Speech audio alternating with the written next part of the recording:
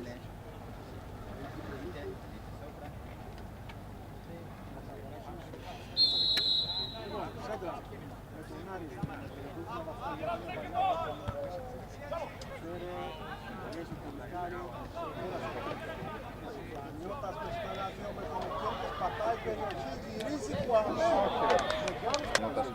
Αριστερά, απέναντι σε μια Μόντσα η οποία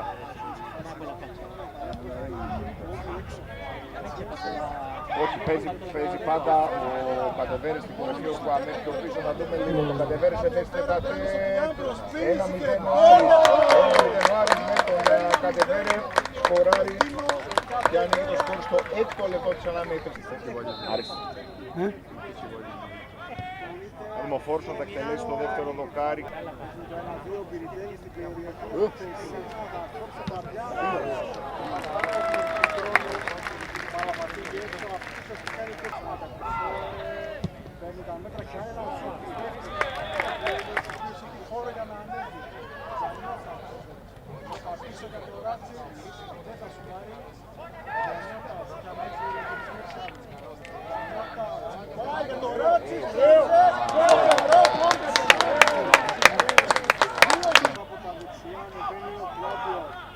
Ο Άντζη κάνει μια προσποίηση, του τρώνε το πλασέ.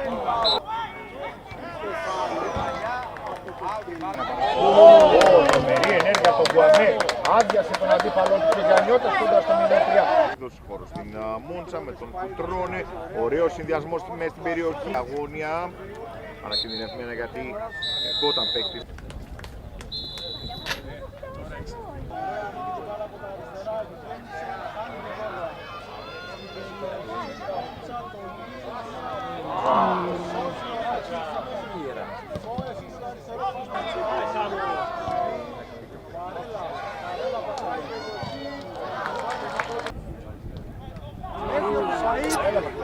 Βλέπει εκτός θέσης, πήγε να πλασάρει το κέντρο και τα τέτ. Γκολ! Πάει έξω με τα κουνάκι.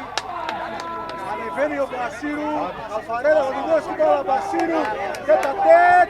Γκολ! Με τον Μπασίρου στο 84.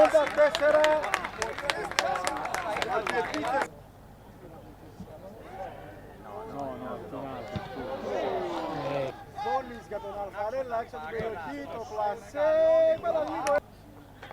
Μότσα με τον Κουτ, έξω από την περιοχή, πατάει η περιοχή.